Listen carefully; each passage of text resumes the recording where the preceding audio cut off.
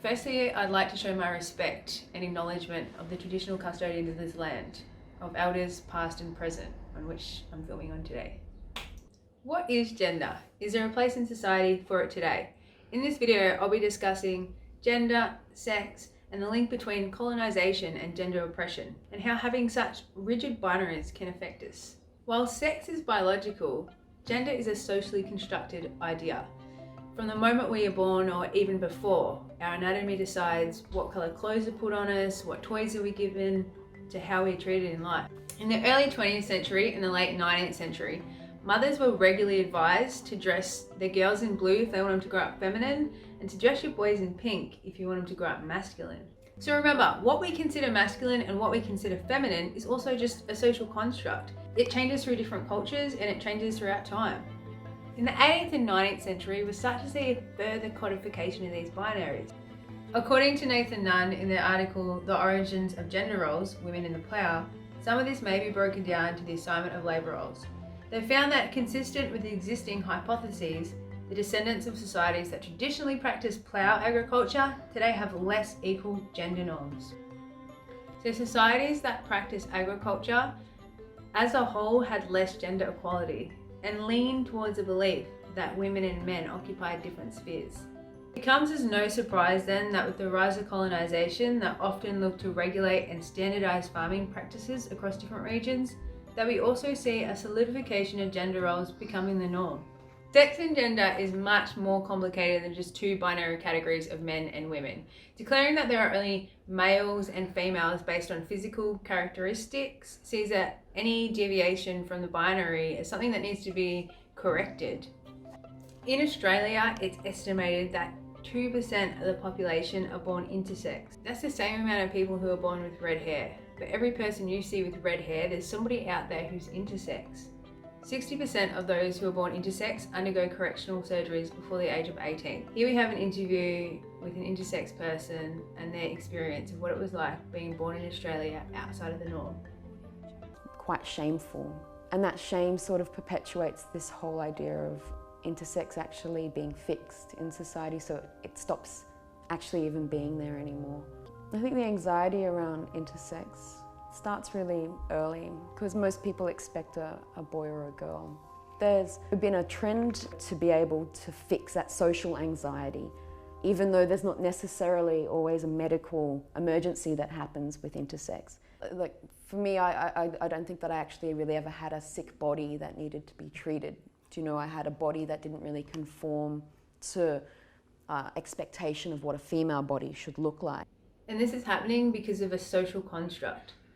I can't help but think of other cultures who perform female genital mutilation. We know how we feel about that in Western culture, yet we've come so accustomed to putting people in either a male or a female box. We allow it to happen here. We want them to be normal. It's not normal. What's normal is actually naturally occurring variations in humans. This rigid structure undoubtedly contributes to things like toxic masculinity, body shaming, and transphobia. When I came out as non-binary, I was pretty surprised that some of my friends were willing to change their language and use pronouns like they and them.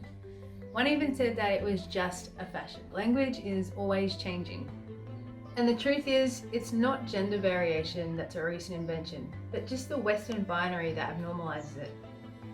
While the term transgender wasn't popularized until the 60s and genderqueer not until the 90s, gender expressions outside of a rigid male-female dichotomy are as old as civilization. The reason it seems contemporary is due to its ferocious eradication from history and common knowledge. Now, there are many examples of different cultures having more than two genders, but I'll just lightly touch on a couple. Two-spirit refers to another gender role believed to be common among most, if not all, First Peoples of Turtle Island, North America. One that had a proper and accepted place within Native societies. This acceptance was rooted in the spiritual teachings that say all life is sacred. Although all nations don't have a concept of two-spirit people, across those indigenous nations that do, two-spirit people were historically held in high regard and often considered sacred or divine, holding important positions like matchmakers, medicine people, or warriors on the front lines of battle. Many Two-Spirit people perform roles traditionally assigned to both men and women. Two-Spirit was an attempt at self-determination across linguistic barriers, because the existing language, foreign and imposed violently on the Indigenous peoples of North America, was both offensive and deeply colonial in its gaze.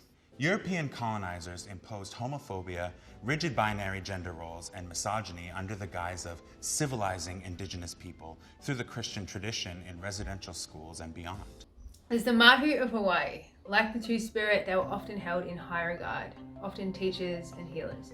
But in the 1800s, when the missionaries arrived, they did everything they could to abolish this. Another example is the Whawhawhina of the Samoan culture. They are people who identify with male and female spirit and have sort of a non-binary role in the Samoan culture. There are no hard rules, and sometimes it seems like it's about the division of labour, and sometimes it's the parents who choose the child to be Whawhawhina, and sometimes it's the child who feels that they carry the Whawhawhina spirit. It doesn't always seem to work out for the best though. Because I come from a Samoan family of 7 boys, my parents naturally wanted a girl somewhere. So I'm born the 6th of the 7, so I'm the second youngest. And I think my parents were trying to, they were expecting to have a girl to assist my mother and my father in gender roles, and that didn't happen.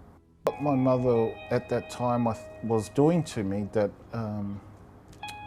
was, for me, was a bit weird, is dressing me, putting me in lavas and flowers in my ears, and so she'd get me to pose in some things, and it's like I'm not posing as a guy, I'm posing as a girl. I think that sort of behaviour of my mother towards me really ruffled a lot of the boys' feathers. You know, a lot of physical violence, you know, so they wanted me to come back to manhood. So it seems like he struggled with his identity because it was placed on him, and possibly because he was trying to assimilate to a white Australian culture. What I can take from this is that placing a gender role or identity on anyone is not a good idea.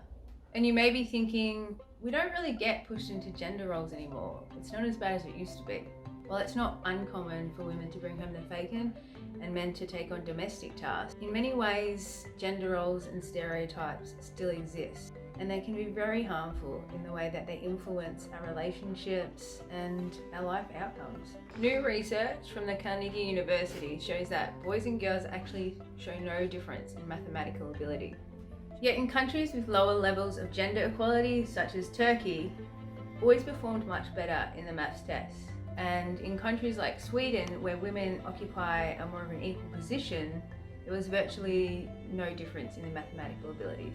So what this research suggests is that it's not talent that's to blame for girls sucking at numbers, it's the stereotypes that we put on them. So is there a place in society for gender anymore?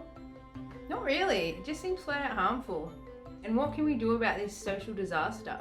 We can respect people's gender identities, even if they don't align with what you've been taught is masculine or feminine. And we can accept differences outside of that small box. Let's move away from these outdated stereotypes and gender roles.